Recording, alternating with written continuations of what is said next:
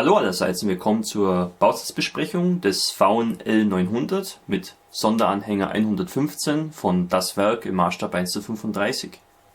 Obwohl das Jahr 2019 noch eine Weile geht, würde ich mal sagen, dass das für mich persönlich, was Neuerscheinungen betrifft, schon mal das Highlight ist. Das ist einfach genau mein Beuteschema. Ihr wisst ja, ich habe eine Schwäche für so große LKWs aus dem Zweiten Weltkrieg. Ich habe ja auch schon andere Zugmaschinen in dem Maßstab gebaut. Und das ist immer wieder ein faszinierendes Thema für mich. Und deswegen freut es mich auch, dass es endlich mal einen Bausatz im klassischen 1:35er Maßstab von diesem Fahrzeug gibt. Der Faun L900 wurde Ende der 30er Jahre in relativ kleinen Stückzahlen gebaut und wurde dann eben auch unter anderem von der Wehrmacht benutzt, um eben die leichten Panzer dieser schnellen Divisionen darauf verlasten zu können. Und dafür gab es dann auch diesen Sonderanhänger 115, damit man da eben diese Einheiten auf Radfahrzeugen verlasten konnte. Das war dazu eben gedacht, um die doch recht empfindlichen Kettenfahrwerke etwas zu schonen, damit man die Divisionen schneller verlegen konnte. Der Hersteller Das Werk ist noch nicht ganz so bekannt, aber ich denke, das wird sich in Bälde mal ändern. Die haben auch schon andere Bausätze angekündigt für die Zukunft, die sehr interessant sind. Das ist im Prinzip eine Kooperation von dem Händler Modellbau König, dann Custom Scale, wie hier auch ausgewiesen ist auf der Schachtel, und Uschi von der Rosten spielt da auch noch eine Rolle. Und das ist im Prinzip die Hausmarke von Modellbau König. Der Bausatz wurde mir dankenswerterweise auch von Modellbau König zur Verfügung gestellt, was mich sehr freut. Vielen Dank dafür.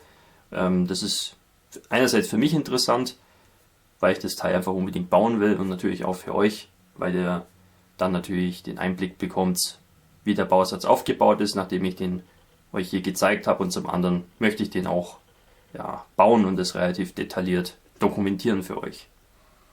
Soweit so gut, jetzt schauen wir einfach mal rein in die Schachtel. Die Schachtel ist relativ klein, was mich ziemlich erstaunt, dafür, dass da so ein großes Fahrzeug drin ist. Wenn ich da jetzt zurückdenke an den Tamiya Famo, also die Packung ist mindestens doppelt so groß. Aber das muss ja nichts heißen. So, die Schachtel öffnet nach oben hin und innen findet man dann hier schon mal ein Korrekturblatt. Anscheinend haben sich da ein paar Fehler in die Bauanleitung eingeschlichen, und die Bauteile sind meistens summiert in diesen wiederverschließbaren Tüten verpackt. Das finde ich sehr praktisch. Ja, und ganz unten dürfte dann die Bauanleitung irgendwo sein. Schachtel ist sehr stabil. Ich denke, da werden wir keine Schäden irgendwie auf dem Transport haben. Das ist eine sehr gute Verpackung. Schauen wir uns zuerst die Bauanleitung an für die Zugmaschine. Der Anhänger hat eine eigene Anleitung, da kommen wir dann später dazu. Das Papier ist schon mal sehr hochwertig, das gefällt mir gut. Dann haben wir einige Sicherheitshinweise, Zeichenerklärungen und eine Farbtabelle. Die ist sehr reichhaltig. Wir haben hier einmal die Standard-RAL-Angaben, aber dann auch noch die normalen Farbhersteller Tamiya, Mr. Hobby, Ammo of MIG, Vallejo, Humbrol und Mission Models. Das ist schon mal sehr gut, und die Auswahl hier ist auf jeden Fall größer wie bei anderen Bausatzherstellern. Da haben wir hier auf Englisch eine kurze Hintergrundgeschichte zum Fahrzeug mit den technischen Daten und eine Übersicht mit allen enthaltenen Gießästen und Teilen. Wie ihr sehen könnt, für ein Fahrzeug dieser Größe ist es relativ übersichtlich, und das verspricht dann auch ein relativ einfacher Bau zu werden. Der Zusammenbau startet hier mit dem Hauptrahmen. Der besteht aus mehreren Teilen. Das sind aber, wie mir scheint, entsprechende Nuten vorgesehen, dass das alles relativ gut zusammenpasst. Trotzdem muss man da immer darauf achten, dass wirklich alles im Winkel ist, dass das Teil nicht irgendwie verzogen ist, weil alle Anbauten gehen daran, und da kann man dann leicht in Schwierigkeiten kommen. Alles sehr übersichtlich gestaltet. Alle Teile, die neu dazukommen, sind hier blau markiert, auch mit diversen Unterbaustufen. Das macht einen sehr guten Eindruck. Die Aufmachung ist auch ganz cool, so als technische Zeichnung. Wirklich sehr raffiniert. Hier haben wir dann diverse Optionen für die Beladungszustände. Da gibt es verschiedene Federn, mit denen wir das eben dann simulieren können. Da kommt dann aber hier unser Korrekturblatt zum Einsatz. Da steht hier einmal für den Faun, sind hier die Nummern vertauscht. Das muss man beachten, aber das steht ja hier sowieso mit dabei. Das ist eine sehr interessante Option. Ich glaube nicht, dass ich das vorher in der Form schon mal irgendwo gesehen habe. Finde ich gut und innovativ. Hier dann die Lenkung, die kann man beweglich bauen, wenn man das will. Darf man halt einige Teile nicht festkleben. Das ist hier alles sehr gut erläutert und sollte auch für Anfänger ganz gut nachvollziehbar sein. Wobei so ein großes Modell wahrscheinlich für Anfänger nicht ganz so interessant ist. Hier kommen wir dann zum Führerhaus. Ja, relativ einfach aufgebaut eigentlich. Hier wird dann auch nochmal erklärt, was für Instrumente da reinkommen und wie wir die am besten verarbeiten, die Abziehbilder dafür. Ja, Motorhaube besteht aus mehreren Teilen. Eine Motornachbildung ist nicht vorhanden, das ist hier alles geschlossen. Ist ein bisschen schade. Andererseits, wer das will, der findet vielleicht auf dem Zürich-Markt entsprechende Teile. Ja, dann kommt die Maschine ja schon ganz gut zusammen. Das ist der Treibstofftank. Ja, Reifen liegen hier als Gummiteile bei und dann werden hier die Felgen eingebaut. Das ist zwar bei manchen Modellbauern nicht so beliebt, aber ich persönlich finde es nicht so schlimm. Hier dann für die Lenkung die Verbindung, die hier eingebaut wird. Und dann kommt die Pritsche zusammen, die erfreulich unaufwendig ist. Da gibt es nicht viele Kleinteile zu verbauen. Ja, auch hier kommen ein paar Teile zum Einsatz. Also ich muss sagen, was die Übersichtlichkeit angeht, ist es wirklich ein sehr vorbildlicher Plan. Ja, auch hier wird immer wieder erwähnt, schau dir an, in welche Richtung das positioniert ist, dass man da nichts verwechselt. Also da wird der Modellbauer sehr gut durchgeführt. Ja, hier bauen wir diverse Kleinteile ein, Scheinwerfer, Notex-Scheinwerfer und so weiter. Das übliche Gesumse, was da so ist. Die Frontscheibe, Seitentüren kann man offen bauen, das finde ich gut. Hier dann die ganzen Kleinteile, die hinten rankommen, Marschlicht und die Anhängkupplung. Auch sehr detailliert dargestellt. Ein Verdeck bekommen wir auch, allerdings nur ausgefaltet, eingeklappt liegt leider keins bei, das ist ein bisschen schade. Hier die Spriegel, da liegen hier diese Metallstangen bei, die man dann mithilfe dieser Schablone entsprechend in Form biegen kann.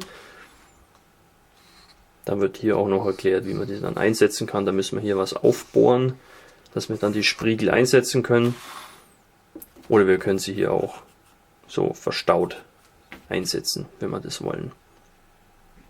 Dann haben wir hier noch einige Beladungsbeispiele für den LKW und dann eben auch mit der Tonnageangabe, damit man dann eben entsprechend die passenden Blattfedern dafür einsetzen kann. Da liegen ja mehrere bei, wie schon erwähnt. So, dann kommt hier die Bemalungs- und Markierungsanleitung. Da haben wir hier einmal unbekannte Einheit. Ein graues Fahrzeug hier mit diesem Spruch. Das scheint mir allerdings nicht korrekt zu sein. Ich habe ein Foto gesehen von dem Fahrzeug mit dieser Markierung. Das hat ein anderes Führerhaus. Aber vielleicht gab es das auch öfters. Nochmal eine unbekannte Einheit in Grau. Auch unbekannte Einheit in Grau. Hier einmal abgetarnt mit Grün und hier ein Fahrzeug im Dreifarbanstrich. Ja, das sind alles unbekannte Einheiten. Das finde ich ein bisschen schade, da hätte mich schon interessiert, wo die dazugehören, wo die eingesetzt waren. Ich denke, das ist eigentlich nicht so schwer zum Recherchieren. Das hätte mir jetzt noch gefallen, wenn da etwas mehr Infos zum Hintergrund vorhanden gewesen wären. Und haben hier zum Schluss noch das Entwicklerteam. Ja. Gute Bauanleitung. Die ganzen unbekannten Einheiten da hinten finde ich etwas störend, aber dafür ist der Rest sehr schön. Schauen wir uns jetzt die Bauteile an, der Zugmaschine. Hier der Guisarge A, der liegt doppelt bei. Da finden wir dann diverse Blattfedern und Felgenteile. Wie ihr sehen könnt, das Ganze ist meines Erachtens makellos gegossen. Ich sehe keine Fischhäute oder Sinkstellen. Da ist eigentlich nichts irgendwie, was negativ auffällt. Die Teile haben nur relativ viele Verbindungspunkte zum Guisarge oder auch so kleine Nasen, die man hier noch entfernen muss. Aber ich sage mal, das ist alles gut machbar und an Stellen platziert, wo man es auch gut versäubern kann.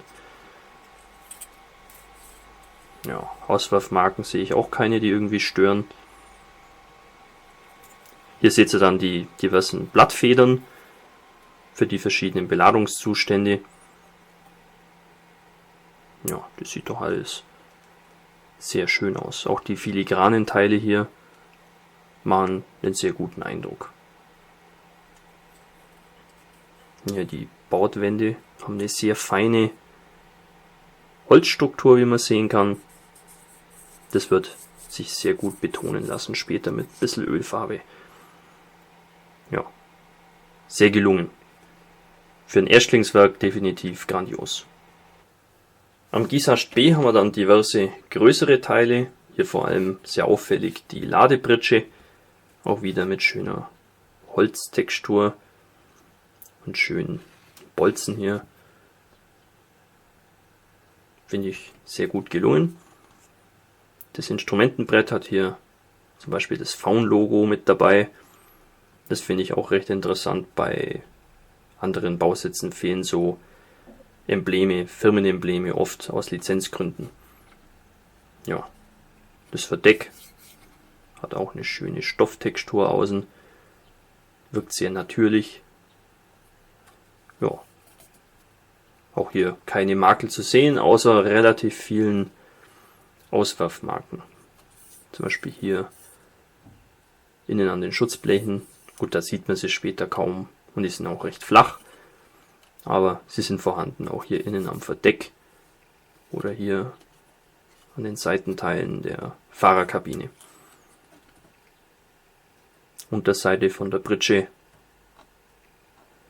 auch relativ viele Auswerfer. Gut, da stellt sich auch die Frage, wie viel sieht man da später davon. Das hier ist unsere Biegehilfe für die Spriegel.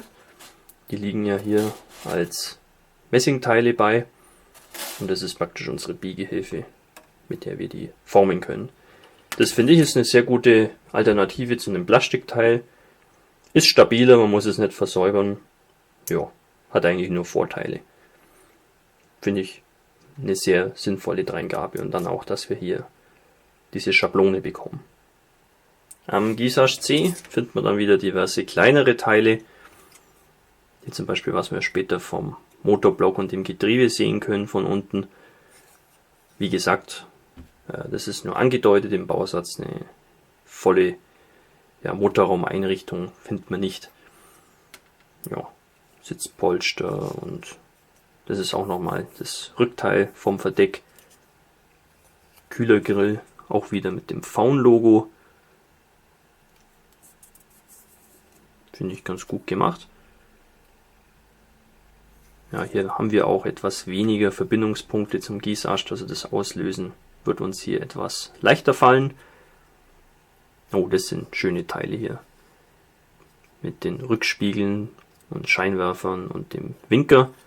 Und da sind auch noch kleine Kabel dran gegossen. Das finde ich sehr gelungen. Finde ich super. Da braucht man nichts weiter detaillieren. Das kann man so hernehmen, wie es ist. Ja, Antriebsstränge und diverse Kleinteile, die ich jetzt nicht zuordnen kann.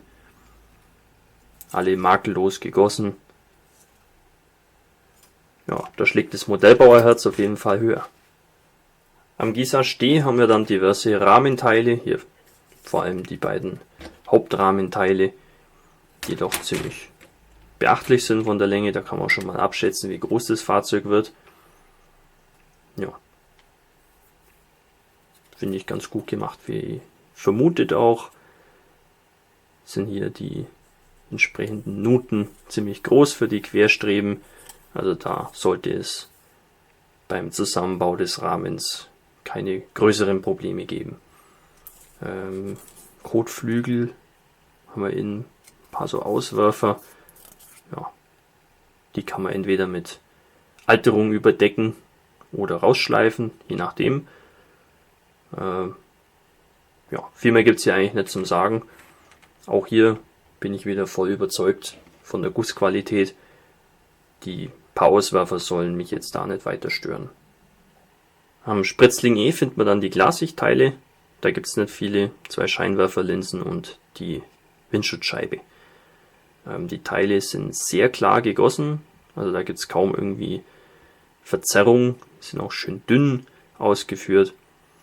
Also da kann man sagen, was Glassichtteile angeht, da kann man es kaum besser machen. Ist auch aufgrund der Form relativ leicht abzukleben am Modell.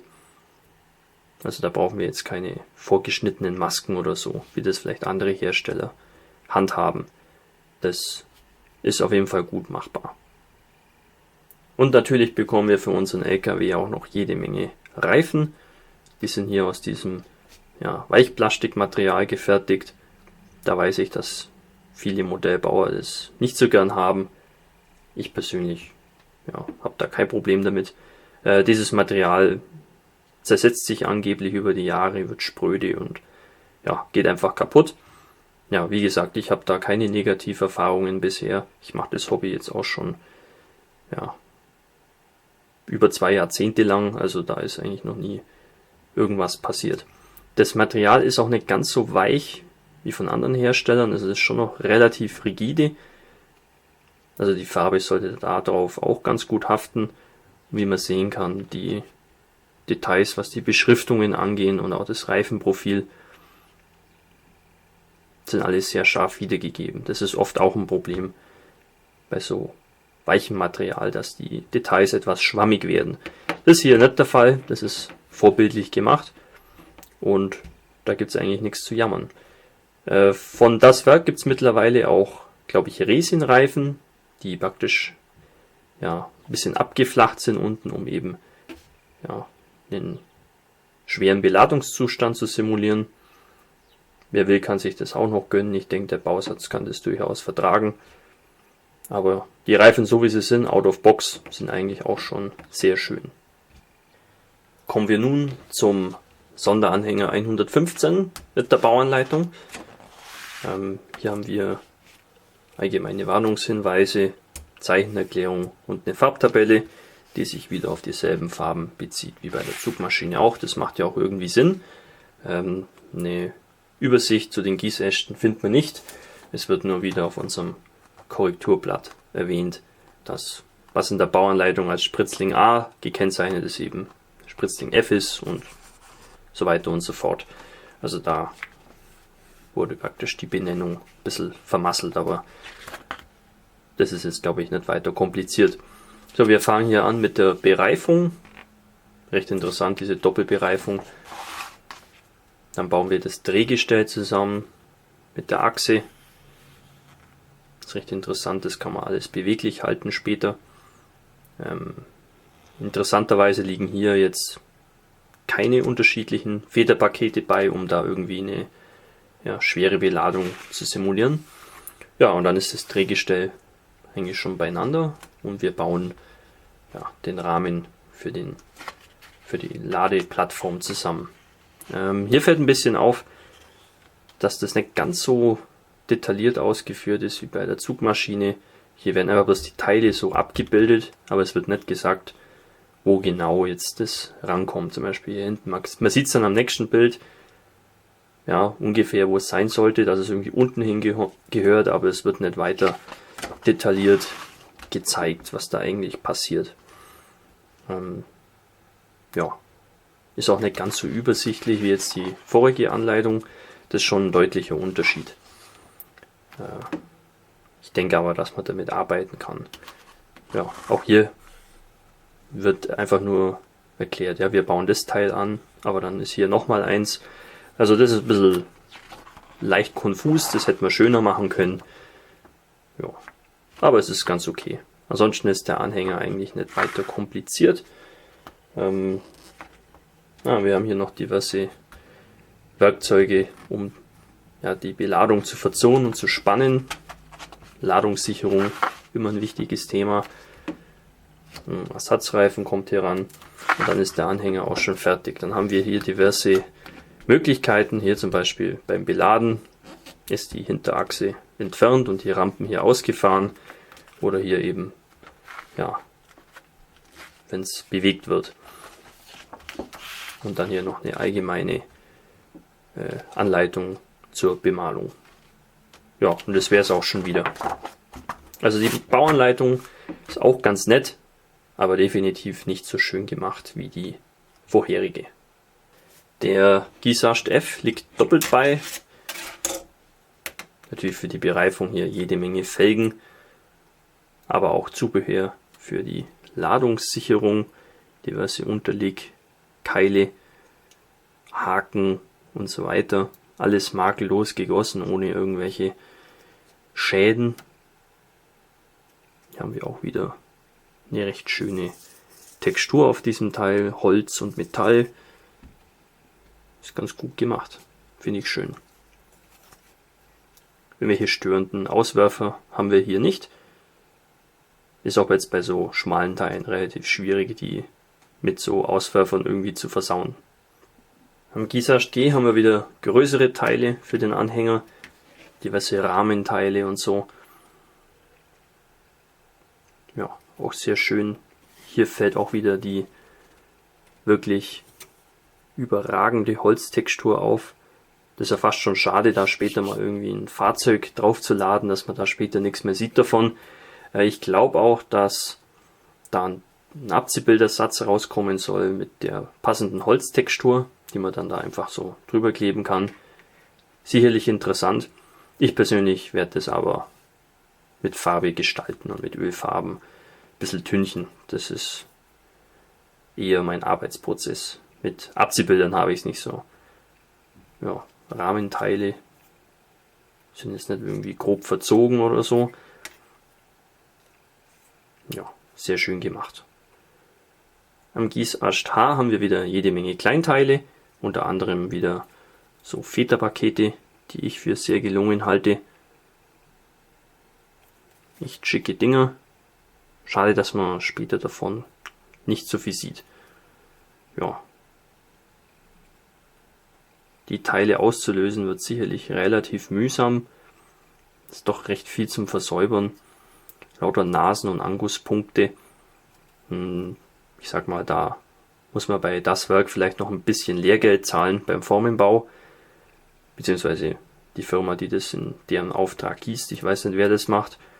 Aber sag mal, da kann man noch ein bisschen was rauskitzeln, damit das beim Zusammenbau noch ein bisschen mehr Spaß macht. Dass man nicht die halbe Zeit nur irgendwie Teile versäubert. Aber das ist auch nur meine Meinung. Ich persönlich neige zu etwas schnellerem Arbeitsfluss. Und deswegen achte ich darauf immer etwas mehr wie vielleicht andere Leute. Ansonsten hier keine Probleme. Ich sehe hier keine Mängel, die mich irgendwie stören, irgendwelche Defekte. Also das ist sehr gut gemacht, aber das ist ja eigentlich auch ein bisschen auch Voraussetzung für einen Bausatz, der neu rauskommen ist, dass da alles tipptopp ist. Die Reifen liegen ebenfalls wieder als Weichplastikteile bei. Die Problematik haben wir ja schon angesprochen. Die Details sind recht schön. Man hat hier nur ganz leicht hier eine Trennnaht auf der Lauffläche. Da ist immer die Frage, wie man das entfernt bei so einem weichen Material. Das ist nicht ganz so einfach. Gibt es verschiedene Tricks, zum Beispiel ins Gefrierfach legen, dass die Teile ein bisschen härter werden, dann kann man es abschleifen. Ich persönlich würde eventuell vielleicht ein bisschen mit Mr. Surfacer das kaschieren und dann sollte das reichen. Also die Teile sind auf jeden Fall sehr gut für diese Art von Weichplastikreifen. Der Abziehbilderbogen fällt hier relativ groß aus. Es gibt hier jede Menge Markierungen, die wir aufbringen können. Das fängt an mit hier Instrumente im Führerhaus, jede Menge Nummernschilder, taktische Zeichen und Nummerierungen. Der Trägerfilm, wie ihr vielleicht sehen könnt, ist so klein wie möglich gehalten. Das finde ich immer sehr vorteilhaft. Da kann man viele Probleme vermeiden. Es wirkt auch oft einfach realistischer dadurch. Die machen einen relativ dicken Eindruck. Das ist aber nicht unbedingt ein Problem. Ich persönlich mag das eigentlich sogar, weil dadurch die Abziehbilder etwas haltbarer sind und nicht sofort zerbröseln, wenn man sie irgendwie verarbeiten will. Ja, sauber gedruckt sind sie auch. Also ich würde sagen, die machen einen sehr guten Eindruck. Wie gut sie tatsächlich sind, kann ich natürlich erst sagen, wenn ich sie verwende. Aber jetzt so der erste Eindruck ist sehr positiv. Wenn mich jetzt ein Neuling auf dem Markt fragen würde, was für einen Bausatz er als erstes rausbringen sollte, würde ich sicherlich nicht den Faun empfehlen in diesem Anhänger.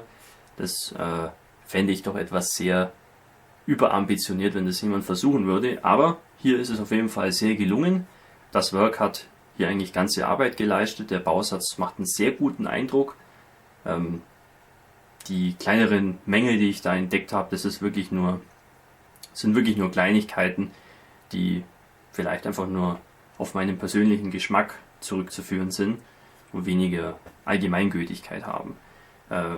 Finde ich ein spannendes Thema, finde ich gut, dass es so ein Modell auch gibt. Das sticht einfach aus diesem Einerlei ein bisschen heraus und war meiner Meinung nach auch überfällig. Obwohl es auch nicht so aussieht, als ob das ein Bausatz für Neulinge wäre, würde ich sagen, dass den Anfänger auch ganz gut bauen können, weil einfach die Qualität der Teile das zulässt, aber auch die Bauanleitung zumindest bei der Zugmaschine sehr genau ist. Beim Anhänger ist die Bauanleitung nicht ganz so gut, aber damit wird sich immer noch arbeiten lassen. Der Bausatz kostet hierzulande ca. 69 €, je nachdem wo man schaut, kann es mal ein bisschen mehr, mal ein bisschen weniger sein. Das finde ich einen sehr attraktiven Preis für ein Modell dieser Größe, wenn man jetzt mal vergleicht, zum Beispiel von Tamiya, den Famo mit dem Anhänger. Das ist zwar nochmal ein bisschen größer, das ganze Fahrzeug, aber der Bausatz kostet halt doppelt so viel im Endeffekt. Und da muss ich sagen, sind 69 € wirklich sehr interessant. Wie ihr euch sicher vorstellen könnt, mache ich mir da schon viele Gedanken, was ich mit dem Bausatz anstellen könnte. Ich habe mir auch schon relativ viele Fotos angeschaut aus der Zeit. Da gibt es einiges Interessantes aus dem Polenfeldzug, was sich damit bauen ließe, was ich ziemlich spannend finde. Sobald die Zeit reif ist dafür, möchte ich den bauen und wenn es geht, auch einen Baubericht dazu machen, weil ich denke, das ist ein Bausatz und ein Thema, was viele interessiert. Und da würde ich mal sagen, nehme ich mir die Zeit dafür und dokumentiere das so gut es geht. Soviel zu dem Bausatz. Ich hoffe, euch hat die Vorstellung gefallen. Und nochmals vielen Dank an Modellbau König für den Bausatz hier, damit ich den euch zeigen kann. Und ja, ich freue mich schon drauf, den zu bauen. Wir sehen uns wieder im nächsten Video. Euer Hamilcar Barkas.